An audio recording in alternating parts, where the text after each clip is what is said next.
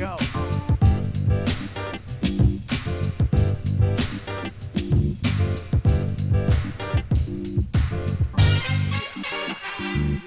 Consultant. Nothing personal word of the day. Final day of the first quarter of 2022. It is March 31st, and the word is consultant. What news yesterday? It sort of rocked me a little bit. Bruce Arians, the Super Bowl winning coach of the Tampa Bay Buccaneers, the team that is once again going to be favored to win a Super Bowl because Tom Brady, their quarterback, has unretired after a huge, long, multi-year retirement. I think he was out of the game for 7 or 8 years, and he was coming back this year to try to win a Super Bowl, reuniting with his coach, with whom he won a Super Bowl only 2 years ago. And Bruce Arians released a document saying he is becoming the senior, wait for it, football, here it is, consultant to the general manager. He then released a long statement saying, I'm healthy. Don't say I'm not healthy. This was my decision. Don't say it wasn't. I've been thinking about retirement for a while, and I wanted this team to be in good hands, and I wanted Todd Bowles, this very worthy defensive coordinator. I wanted him to not have to take over a bad team. Maybe he was referencing when Bowles was coaching the Jets. I don't know. And I think that we are in a great position now that it is the perfect time to step down and have Todd Bowles be our coach. I started talking about this with the Glazer family, the owners, the guys who own the EPL team, Manchester, the family. Sat down, talked to them, and we all agreed. This is the right time. About 10 minutes later, Sir Thomas Aquinas Brady posts 4 paragraphs of such effusive praise that not one word of it rang true in my ears. This is the same player who, when he retired, however many months ago, I said 7 to 8 years earlier in the show. I think he was retired for 7 or 8 minutes, like 2 weeks ago. In his paragraphs, he said, Bruce Arians is the best man, the best coach. We're so lucky to have had him, and now we're in this great position. And it was, when he left, he didn't even thank Bill Belichick, who he was with for 20 years and won however many 6 rings. But for Bruce Arians and the Glazers, it's just kumbaya and love all around. Are you kidding me? Do they think that we're going to think that they're telling us the truth? Do they think that the statements by Arians, the title they're giving him, which is the biggest crock I've given people senior consultant titles, it's code for you're kicked upstairs. We can't let you out of the organization unless we're Sherman and Jeter and we just get rid of you altogether. But we're going to keep you around.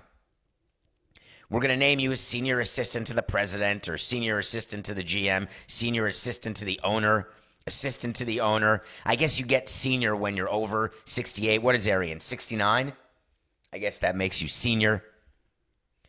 In actuality, you're around the team when you want to be. Your responsibilities, you don't have direct personnel responsibility. You're not calling plays. You're not devising game plans. You may go look at a potential draft pick. You may go to the Senior Bowl. You go to games. You shake hands. You kiss babies. You are not involved. There is a chance that Bruce Arians and Tom Brady will not say one word to each other during the course of a season. Not a word. Then you go back and think, what about those rumors when Tom Brady first got to Tampa Bay and Bruce Arians was being hard on him and Tom didn't like that?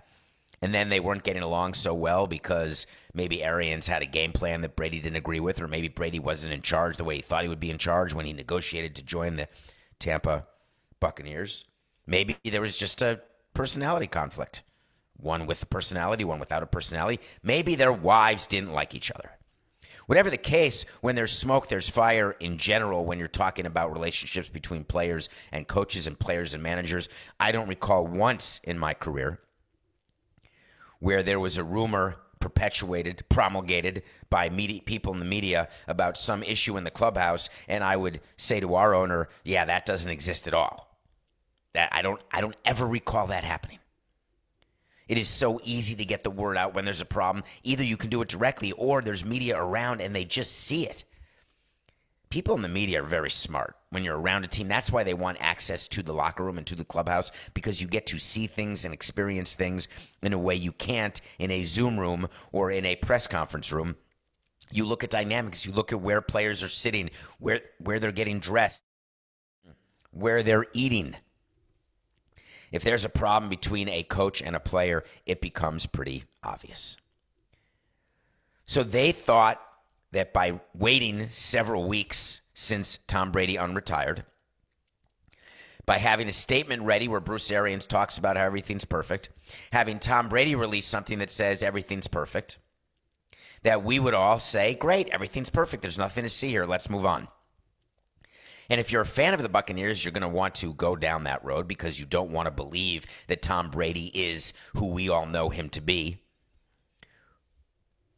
I think it's pretty clear to be the greatest, you have to have sort of that bit of prickly edge to you. You have to have that competitive spirit. And as you get older and you are the greatest, you have to have more say. It's just part of the rules. It's what you want. You see the breakups often with aging superstars when they're not getting what they want, when they're not getting the respect that they feel, the playing time, the results. Well, Tom Brady's still getting results. Finished second, could have won the MVP last year, maybe finished third to Cooper and to Aaron, but had a season that is quite strange for someone who is in his 40s. So I was wondering about Todd Bowles taking over. He's not a first-year coach. He's not a first-time head coach. He did coach the New Jersey Jets. There's a lot of talk about the relationship that Tom Brady had with his offensive coordinator, Byron Leftwich. There were rumors that he was going to take over at some point. He then interviewed with Jacksonville, took his name out of the mix in Jacksonville, went back to Tampa, and the thought was that was a Tom Brady retirement, unretirement. They are a great team. That's who Tom Brady wanted. One of the conditions, I want Byron. So when Tom Brady is negotiating to come back and he's flying over to England and going to a Manchester game with the Glazer family, what do you think they were negotiating? Everyone was speculating.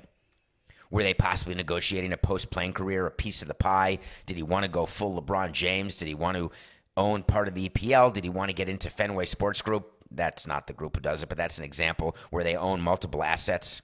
That's the company that owns Liverpool and the Red Sox, etc. It turns out that Tom Brady may have been there to make sure that everyone was clear that I'm coming back and Bruce Arians is not. Because there's no explanation. Think about the timing of this. NFL teams do not make coaching changes on March 30th. As a matter of fact, the entire Rooney Rule that we discuss and that has been the bane of the NFL owners' existence because they have to interview minorities. And now I guess they even have to do more. They have to hire, league mandated. We talked about that a couple days ago. The Rooney Rule does not apply for coaching changes made this time of year because it just doesn't happen.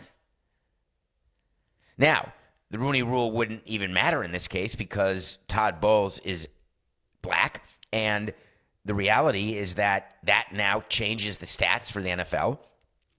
It is wholly possible that the NFL was aware of this from the beginning. They knew when Tom Brady was coming back what this meant, why it was happening, what the result would be. It's all too convenient for me. And when there's convenience in sports, it means it has been absolutely premeditated. Because you don't luck into this sort of coaching change if you're Tom Brady. All of a sudden, Bruce Arians wakes up one day and says, we're in good hands. It's Allstate time. We're good. It just doesn't work. It doesn't happen. And you may think I'm cynical. And I wouldn't say you'd be wrong about that. But is it cynicism when at the end of the day it becomes truth, or it's always been truth? So Coke and I spent time talking about the show. When this came up, we were talking about why this was happening and what players' reactions would be.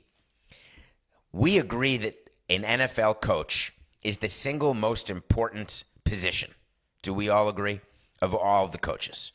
NBA, NHL, MLB, NFL. The NFL coach, I've always maintained, even negotiating salaries with managers, the plethora of managers I had.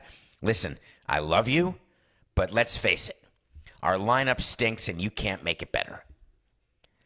Managers can make a good team great.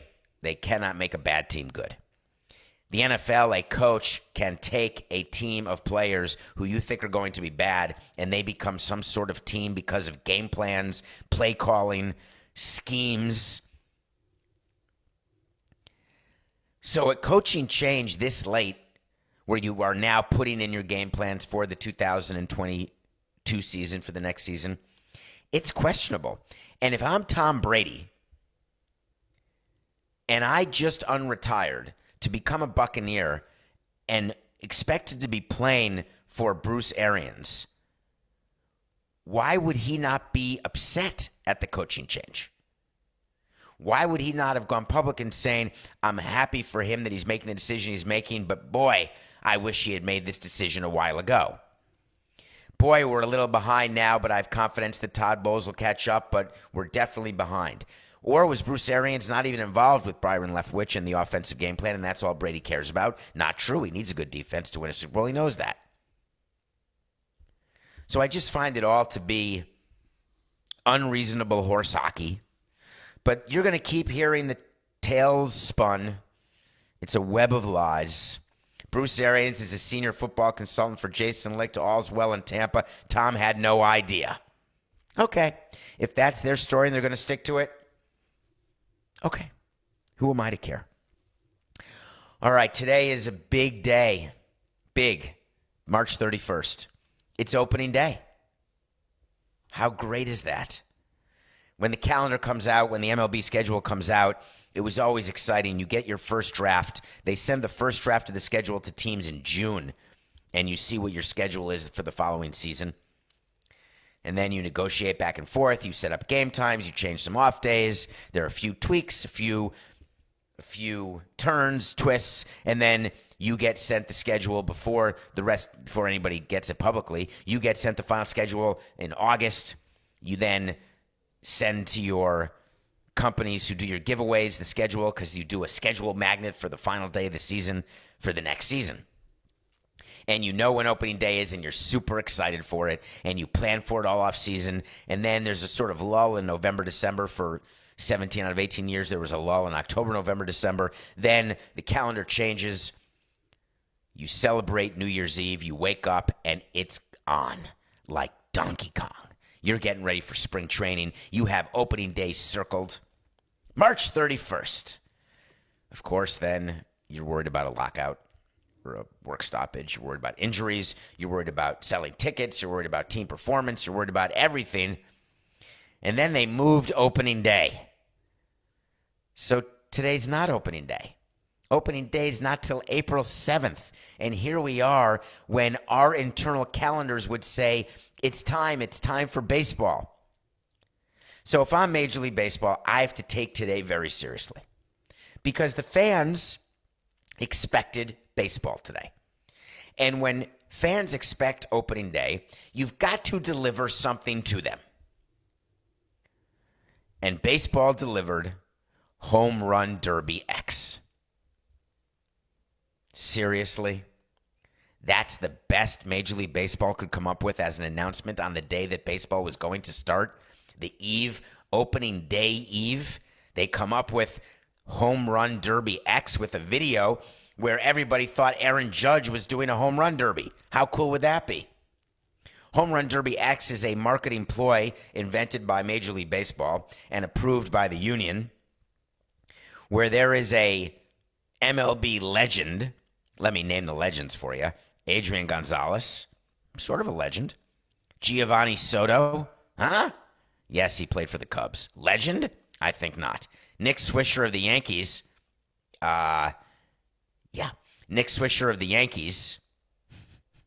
And then Johnny Gomes. Johnny Gomes.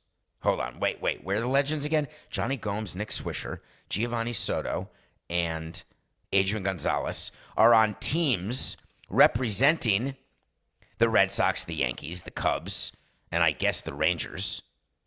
Who is Adrian Gonzalez representing, Coca? The Rangers, I assume? And these four guys are going to compete in a home run derby around the world, except they're going to be on a team, and on the team is going to be a softball player because you got to market to women. There's going to be a rookie player from the Rookie Development League, which is how you promote people playing baseball because people love the long ball. And so you bring in some young kids who no one's ever heard of, try to see if they can be stars, create a star. Maybe they could become stars. Dodgers, Adrian Gonzalez. Thank you, not the... So it's Dodgers, Red Sox, Cubs, and Yankees, the four major teams in baseball. And then on each home run derby team, wait for it, is a content influencer, an influential content producer, a TikTok star, a Facebook star, an Instagram star. Baseball is trying to be hip. They're trying to get younger.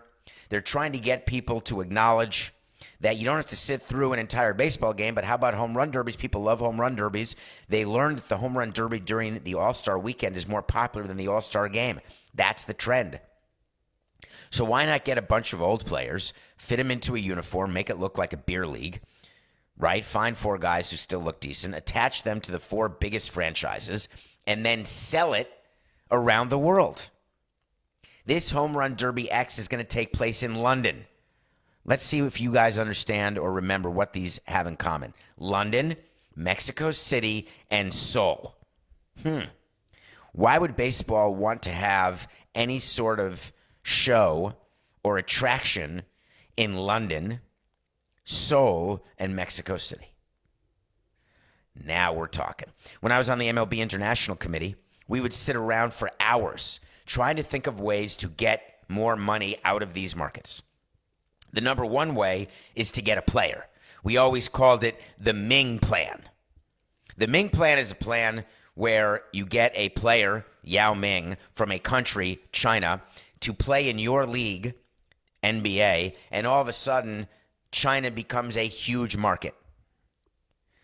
So we invested and approved, as part of the International Committee, an investment in India because we wanted to have money that is in India for all the people. So we wanted to find a player. So we put money in to have little leagues and start developing young players. This is 20 years old, and we haven't developed anybody.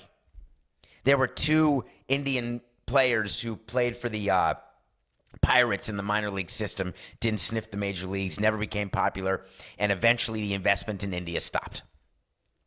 How about a European, a London player, because London wants games. The NFL already has a foothold in London. MLB is totally jealous of that. That's why, as part of this new collective bargaining agreement, there are going to be games internationally, not just in London. Pre-approved, so we don't have to argue with the union. That's $1 fine, Coca. Pre-approved so they don't have to argue with the union.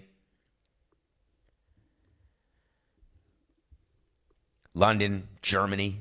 They want to play in France. You got to get Europe. You got to find a way to expand into Europe. You got to get people buying MLB jerseys, not just Yankee hats where they don't even know what team it is. They just know that people wear them, so it's fashionable. You've got to get bigger broadcast deals, bigger promotional money where a group of people in a country pay MLB to host games. Why are there games in Puerto Rico? There was a promoter in Puerto Rico who would pay MLB money that would guarantee MLB no risks to MLB. MLB was making money, and that money was being split amongst 30 teams. The teams who would play in Puerto Rico got extra money as well.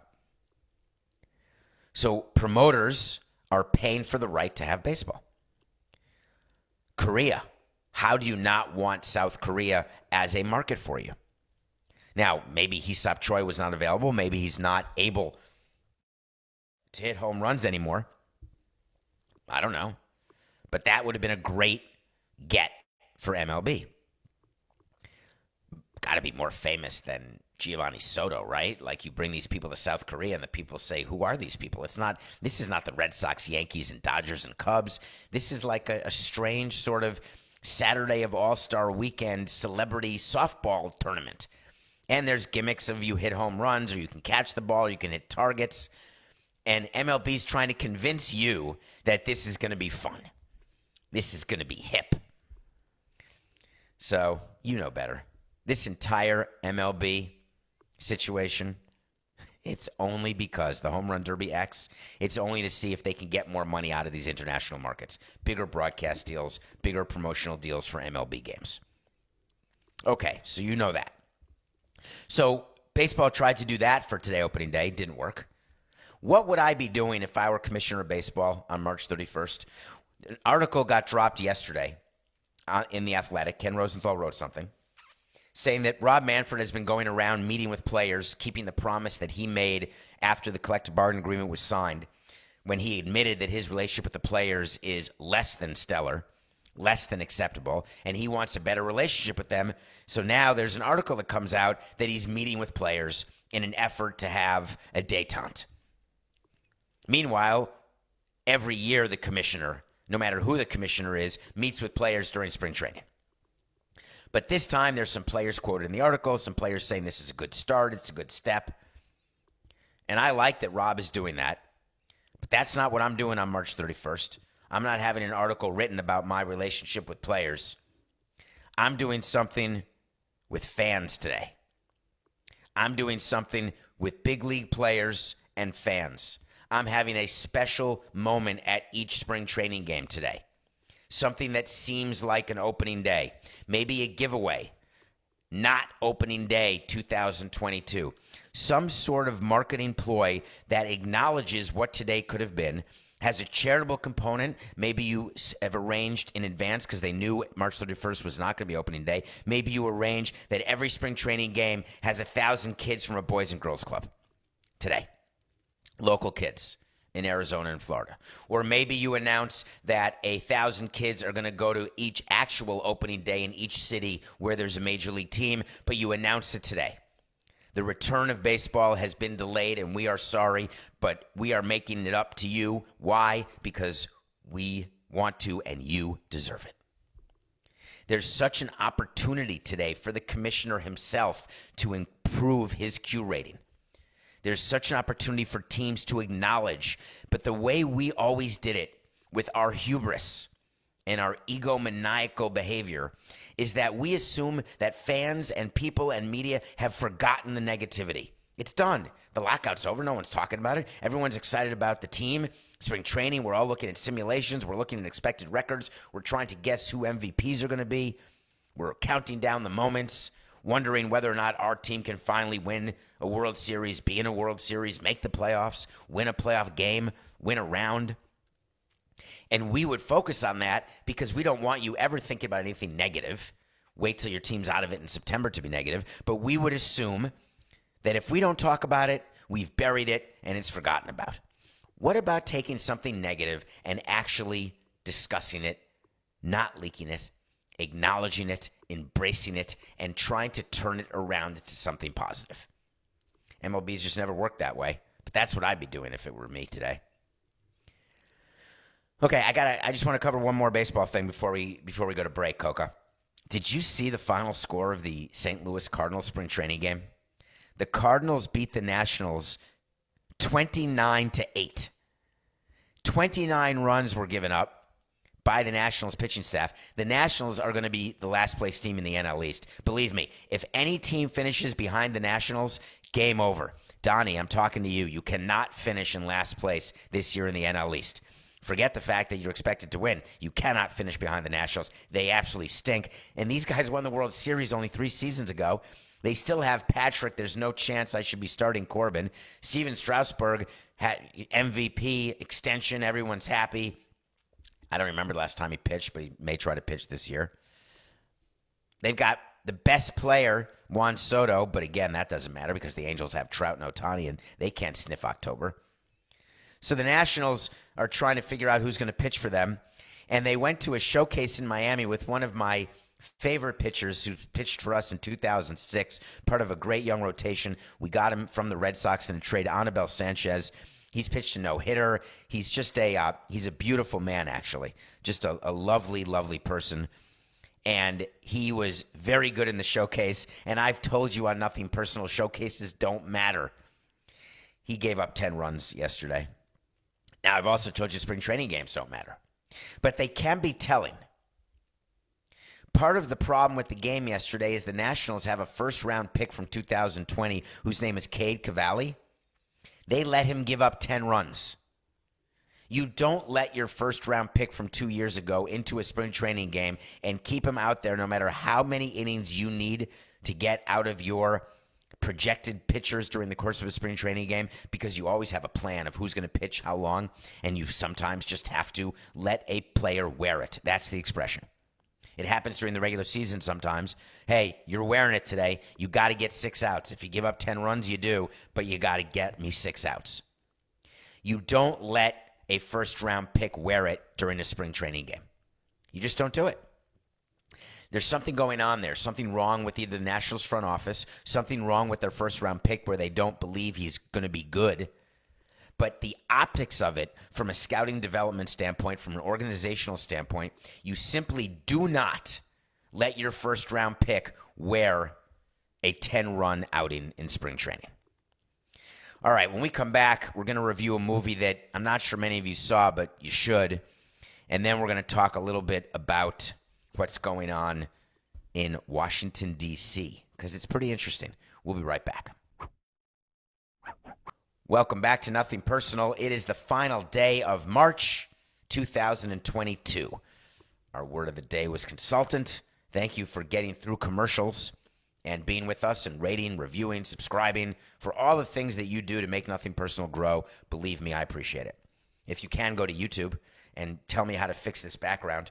Nothing Personal with David Sampson. Hit subscribe and enjoy the video portion of the show. Watch a movie every day. When I see a movie with a good cast, I'm watching it. Jason Segel, I'm watching his movies. The guy from Forgetting Sarah Marshall, Knocked Up, Jason Segel, he's probably in a TV show that I can't remember. Jesse Plemons, the guy from Power of the Dog, the guy from Breaking Bad, Jesse Plemons. Lily Collins, Emily in Paris.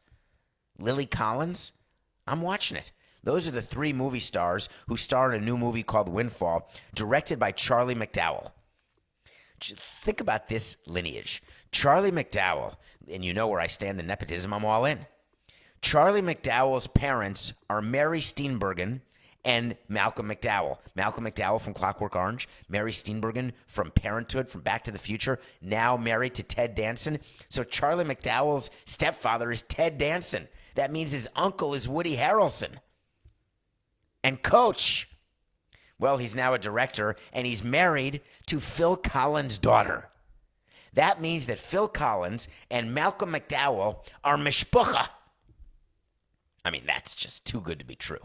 So this movie is about a man, Jason Segel, who wants to rob the house of a rich couple who are Lily Collins and Jesse Plemons, the oddest rich couple of all time. They don't look good together on screen. Their vibe is not good. Their chemistry is not good.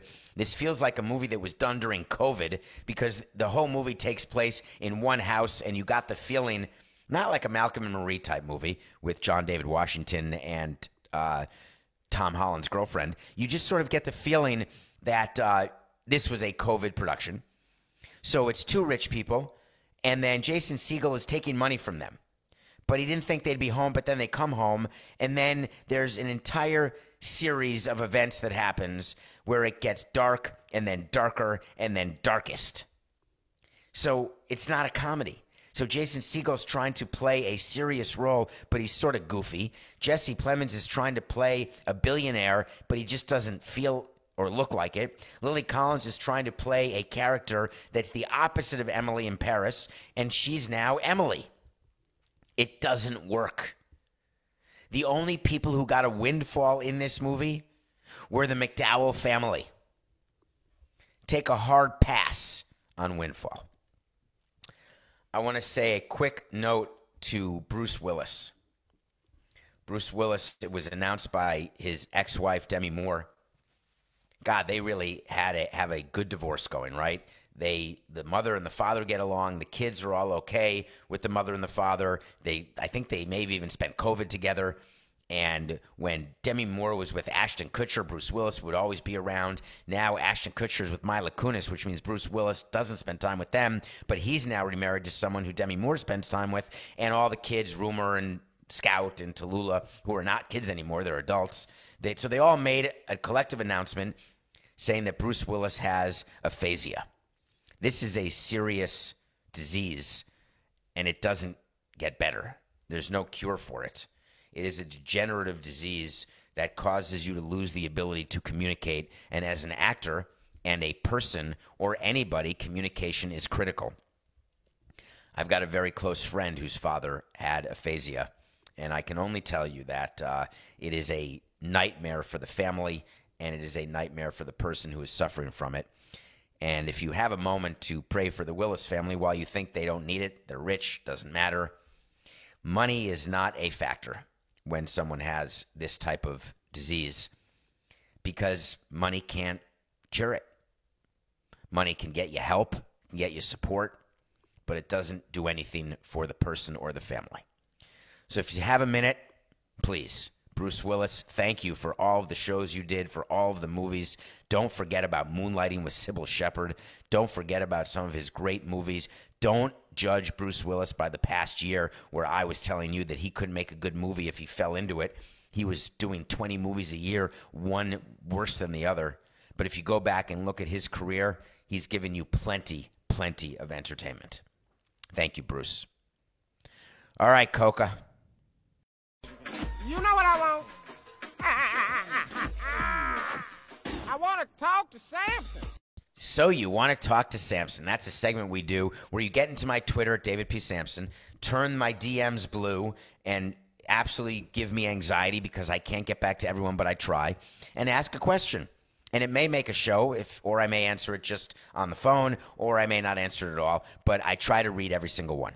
Hello, David. It's a good start. Now, you give me a non-sports topic? That's going to attract my interest. What is your view of Facebook after they hired a firm to spread lies about TikTok? Is this normal? Well, I appreciate that you thought to ask me this because you knew that on Nothing Personal, that we don't just talk about sports. We certainly don't just talk about baseball. We're going to give you culture, entertainment, politics. We want to inform you and let you make decisions. It came out yesterday that Facebook, which is now called the metatarsal maybe, not the metacarpal, one of the metas, they hired a firm that is a lobbying firm that is known as a conservative right-wing lobbying firm, and that part of the hiring this firm, part of the action that they wanted, part of the result that they needed, is they were trying to hurt TikTok. TikTok is a competitor to Instagram and to Facebook. And they felt as though TikTok was getting too big a market share without accountability. And they were doing it in a way that Facebook said is not proper. So Facebook hires a firm, and they're, right, when you hire a lobbying firm, let me just give you a side note to that. Every corporation has lobbyists. Take a look at the clothes you're wearing. Whoever makes your clothes, they hire lobbyists. Take a look at the phone, the computer, the TV, the car, food. Everybody has lobbyists. Here's what lobbyists do. They are in charge of going to Washington, D.C. They are in charge of sitting in front of congresspeople and senators, and they are in charge of trying to make sure that laws are passed that benefit their clients, or that laws are passed that hurt their competitors. That's it. You have to register to become a lobbyist, because when you walk into a congressperson's office, you are representing the pork belly lobby. You're representing the technology lobby. You're representing the car lobby, the truckers. Pick anybody. You walk in, you put a name tag on. Hi, I'm John Cocktoaston, and I'm here to tell you that we cannot afford to just do fossil fuels. We don't need clean energy.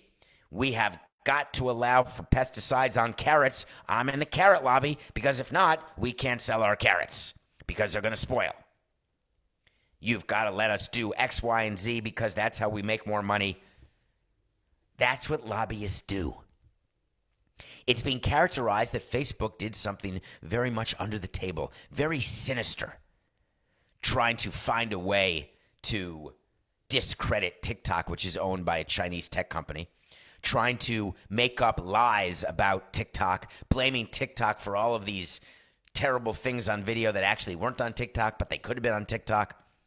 And people are saying, this is Mark Zuckerberg. This is the evil billionaire trying to crush the little guy. By the way, if you think TikTok and the company that owns TikTok, a company called ByteDance, if you think they're the little guy, then you need to readjust your perspective. And if you think that TikTok is not doing the same thing, trying to quash, crush, and eliminate Facebook and Instagram, you're just delusional. What goes on in D.C. would make your nose hairs curl. I've been a part of it. I've watched it up close. It's all about the amount of money, the amount of donations to a campaign. It's all about who lobbyists represent. Sometimes lobbyists even represent two sides of an issue. How do you like them apples? It's pretty good that you're going to succeed for one client, and then you say to the other client, listen, we'll get them back next year. Lobbyists are the perfect example of the Dr. Seuss Sneetch's machine, where they make the money and the companies just keep paying them because some want their stars, some don't want their stars, and the lobbyist says, I'm going to make it all okay. Now, if you have family who's a lobbyist, and I know plenty of lobbyists who I actually like, who can be effective from time to time. I was my own lobbyist during the trying to get a ballpark built because I didn't want anyone speaking for me. I registered to be a lobbyist, and I became a lobbyist. So whenever I would speak to commissioners or mayors or anybody, I was doing it on behalf of the team that I worked for who hired me to do this job. So the fact that Facebook would spend $300,000 a month on lobbyists, it's nothing. So everybody who now is trying to use confirmation bias by saying, look at how bad they are for doing this. I hope what you take away from this is that it's completely normal. I respect Facebook doing this. They're calling it Meta, who owns Facebook, Instagram, and WhatsApp. But I respect that they're doing it because their competitors are doing it. You have to do it. Now, what if Meta was making up stuff about Facebook? Cut that. 4669.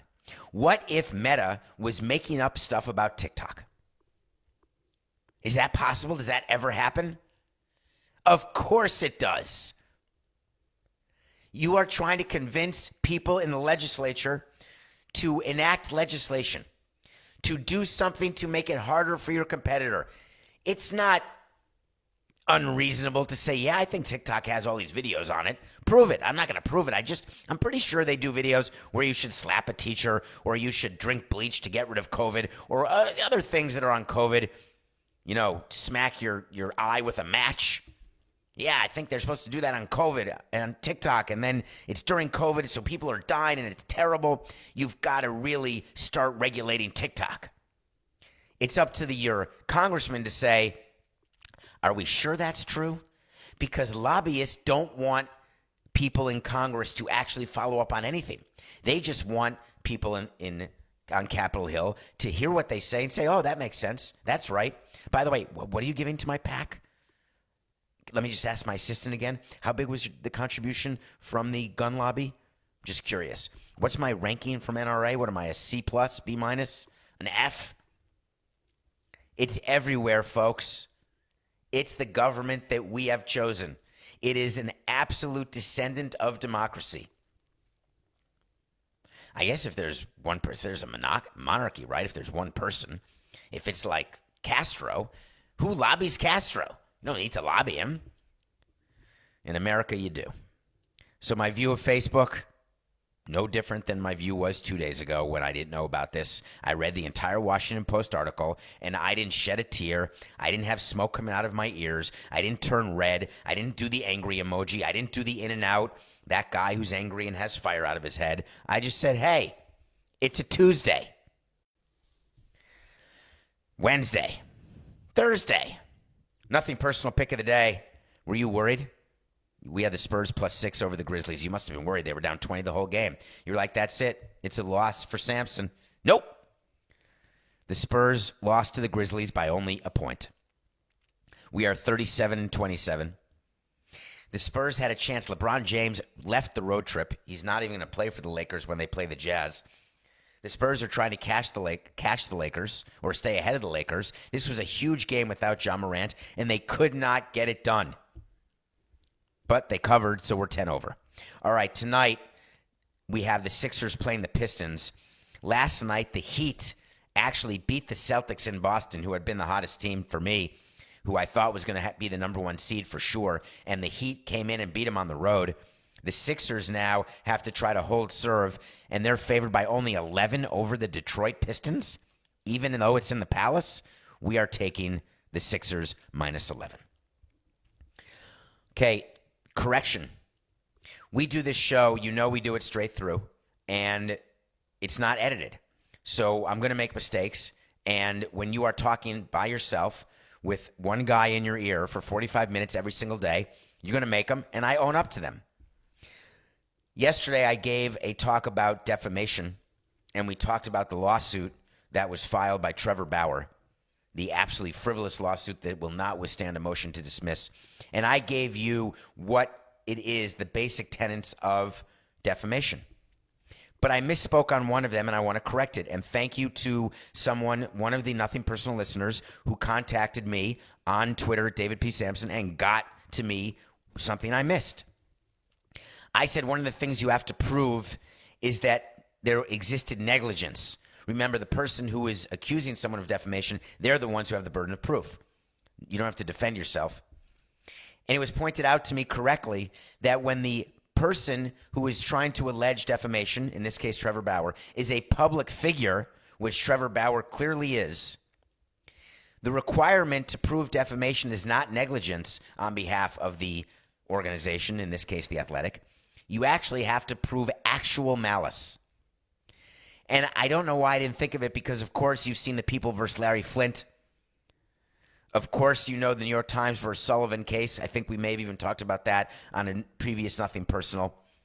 The fact is that Trevor Bauer has to prove that The Athletic acted with actual malice toward Trevor Bauer. Good luck, Trev. No chance, toilet pants. But thank you for that correction. Wait to see is when we tell you something's going to happen. When it does, we revisit it. When it doesn't, we revisit it. Either way, we will. Do you remember the Grand Prix on March 21st when Max Verstappen did not even make the podium? And I said in the next Grand Prix race in Saudi Arabia, he's going to be on the podium? Well, we got that one right. Max Verstappen won the Saudi Arabian Grand Prix. Grand Prix in the news now every day. For whatever reason, I started watching Drive to Survive, and now my Twitter feed has Gunther all over it. Somebody's listening to something. I was doing a dental appointment. I made a dentist appointment. It got put into my calendar. I love going to the dentist. I go 6 times a year to get my teeth cleaned. I have a thing about people with plaque in their teeth. It's sort of like dirty fingernails, or people who pick their cuticles, or someone who wears shoes that are dirty. It just drives me crazy. So I'm constantly looking at my teeth. And if I don't know you, I'll still tell you you have lettuce in your teeth, because I'd always want to know if I have a head of lettuce in my teeth. So I got a Instagram ad for like this Sensodyne toothpaste, which I'd never seen before, right after the dentist was put into my calendar. Can't be a coincidence, can it? So I have Grand Prix all over my Twitter feed. Verstappen wins me that. Wait to see. And then yesterday it was announced that the Grand Prix is coming to Vegas. And I'm trying to find, is it only 2023 or is it more than a 1-year deal? Like the Grand Prix is going to be in Miami in May. Is it only 1 year? I thought Miami was going to be 10 years. Why would they do a deal in Vegas for only 1 year? And I'm asking for an amazingly selfish reason. Because if the Grand Prix is in Vegas in 2024, I'm going. Because it happens to be the year my son turns 21, who loves Grand Prix. Does that not sound like a perfect plan? Looking at the Bellagio fountains, watching the cars go by. I'm in. Okay. My wait to see for today. We are 8 days away from the Masters golf tournament. I had a wait to see quite a while ago. after Tiger Woods had his car accident, that Tiger Woods would play in a PGA tournament again. I'm going to double down on that, wait to see, and tell you that Tiger Woods is coming back for the Masters this year. He already is there. People, there are rumors, the whole smoke fire thing. If there were ever a tournament to come back for Tiger Woods, it's the Green Jacket Tournament. If there's ever a way to maximize the comeback, the feel-good story, to put some of his past indiscretions even further in the past, to show that even with his new leg from that horrific car accident, that he can once again be at the top of his game, even if he doesn't make the cut at the Masters, it doesn't matter. It means his comeback will be complete. And walking 18 holes in Augusta, that is no easy feat, even when you're not schlepping a bag. Wait to see. Tiger Woods will participate in the Masters. Why? It is one of the great business moves he could make. And you know Tiger, just like you know Tom. It's just business. This has been Nothing Personal.